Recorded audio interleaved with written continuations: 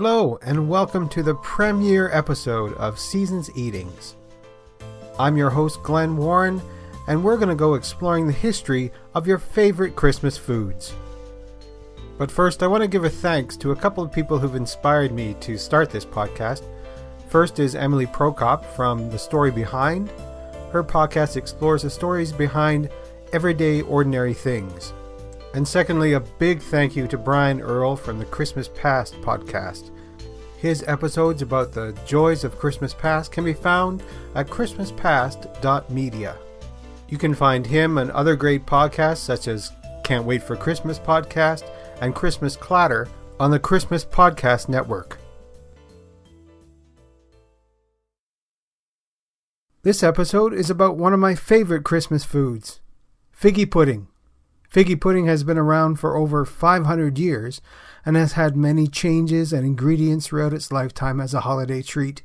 The modern figgy pudding consists of dried fruits and nuts combined with flour, some type of fat like butter or suet, a little alcohol, and many wonderful fragrant spices. It's then baked, boiled, or steamed in a mold or in cheesecloth for hours. It can be covered in marzipan, more alcohol, set on fire, and presented with your Christmas dinner.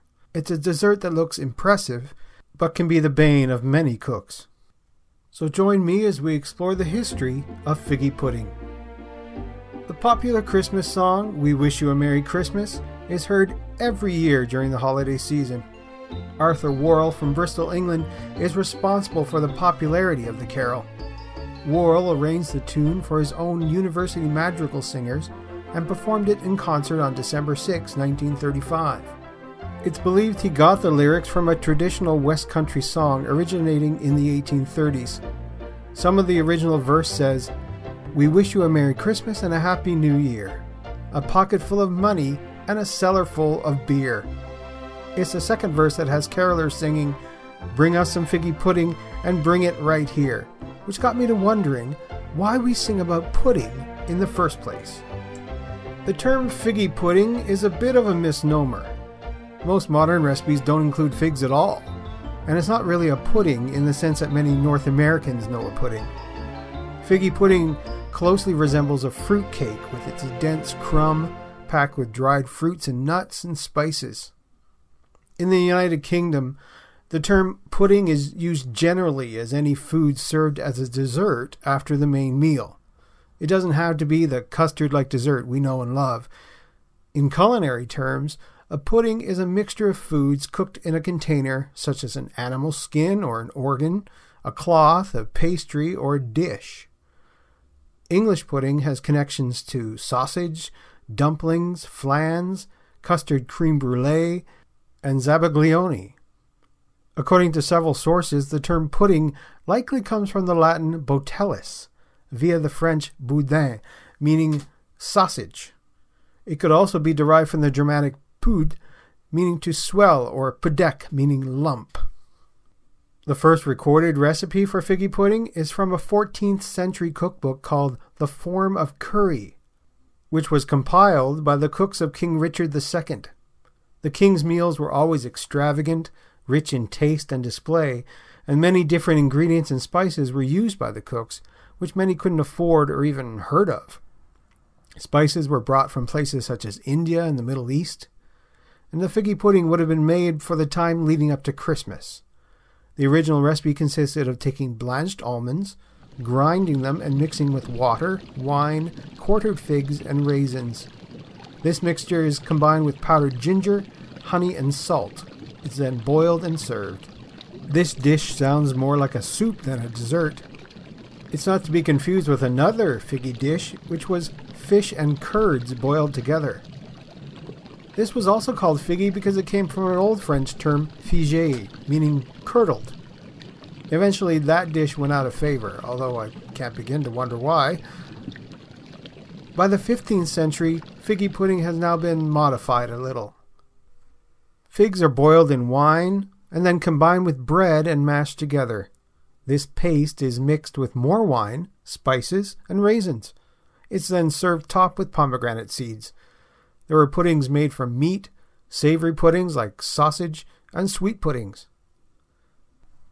By the end of the 16th century, ingredients such as fruit and sugar had become more plentiful, and pudding went from being savory to sweet. Around the same time, carolers began to sing the English folk song, "We Wish You a Merry Christmas."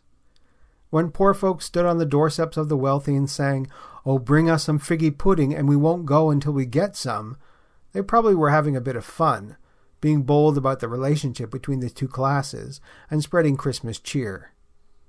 Marked as a Christmas tradition in Britain by the mid-1600s, this Christmas dessert was actually banned by the Puritans in 1647.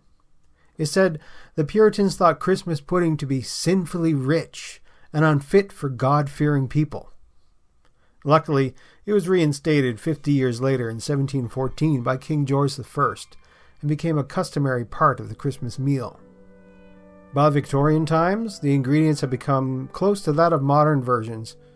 Thanks to Charles Dickens and his Christmas Carol, the Christmas pudding has become part of our modern tradition. In A Christmas Carol, Dickens describes how nervous Mrs. Cratchit is to take the pudding up and bring it in. Since it's the highlight of the holiday supper, Mrs. Cratchit is all aflutter and in a great worry that the dessert she had spent 2 days preparing and hours steaming had turned out right. The whole family waits in wild joy and anticipation until finally she brings the long-awaited dessert into the dining room, with pride showing on her face. "Hello! A great deal of steam. The pudding was out of the copper. A smell like a washing day," that was the cloth. "A smell like an eating house and a pastry cook's next door to each other, with a laundress's next door to that." That was the pudding. In half a minute, Mrs. Cratchit entered, flushed but smiling proudly, with the pudding like a speckled cannonball, so hard and firm, blazing in half a quartern of ignited brandy, and bedight with Christmas holly stuck into the top. Now, the modern Christmas figgy pudding typically includes breadcrumbs, eggs, brown sugar, suet, raisins, currants, candied orange peel, nutmeg, cloves, allspice, and alcohol. Figs have never actually been an official ingredient for the modern version, but they're included from time to time, inspiring the well-known name along the way. Speaking of traditions, adding silver coins into a figgy pudding is a fun Christmas tradition. The notion being that whoever finds the coin will have good luck. The tradition may date as far back as early as the 1300s, when several small items like dried peas and chicken wishbones were added to the pudding mixture. Other items found in Christmas puddings could be a button, a thimble, or a ring. Nowadays, many households have their own recipes for Christmas pudding, some handed down through families for generations. Essentially, the recipe brings together what traditionally were expensive or luxurious ingredients, notably the sweet spices that are so important and develop its distinctive, rich aroma, and usually made with suet. It's very dark in appearance, sometimes nearly black as a result of the dark sugar and black treacle or molasses in most recipes, and it's a long cooking time. The mixture can be moistened with the juice of citrus fruits, brandy, or other alcohol. Some recipes even call for dark beers, such as a stout or a porter. Initial cooking usually involves steaming for many hours. Most pre-20th century recipes assume that the pudding will then be served immediately, but in the second half of the 20th century it became more usual to preheat puddings on the day of serving, and recipes changed slightly to allow for maturing. To serve, the pudding is reheated by steaming once more and dressed with a warm brandy which is set alight. It can be eaten with hard sauce, usually a brandy butter or a rum butter, a cream, ice cream, custard, or a sweetened bechamel sauce, and sometimes sprinkled with caster sugar. Throughout the colonial period, the pudding was a symbol of unity throughout the British Empire. In 1927, the Empire Marketing Board, the EMB, wrote a letter to the Master of the Royal Household requesting a copy of the recipe used to make the Christmas pudding for the royal family. The King and Queen granted Leo Amory, the head of the EMB, permission to use the recipe in a publication in the following November. The royal chef, Henry Sedard provided the recipe. There was one small problem. The original recipe was measured to serve 40 people, including the entire royal family and their guests. The EMB was challenged to rework the recipe to serve only 8. Second, the ingredients used to make the pudding had been changed to reflect the ideals of the empire. Origins of each ingredient had to be carefully manipulated to present each of the empire's many colonies. Brandy from Cyprus and nutmeg from the West Indies, which had been inadvertently forgotten in previous recipes, had made special appearances. Unfortunately, there were a number of colonies that produced the same foodstuffs. The final recipe included Australian currants, South African stone raisins, Canadian apples, Jamaican rum, and English beer, among other ingredients, all sourced from somewhere in the empire. After finalizing the ingredients, the royal recipe was sent out to national newspapers and to popular women's magazines. Copies were also printed and handed out to public for free. The recipe was a phenomenal success, and thousands of requests for the recipe flooded the EMB office. So what traditions do you have with your Christmas pudding?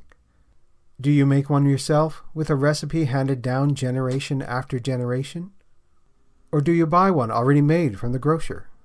Is it presented like Mrs. Cratchit after the main meal?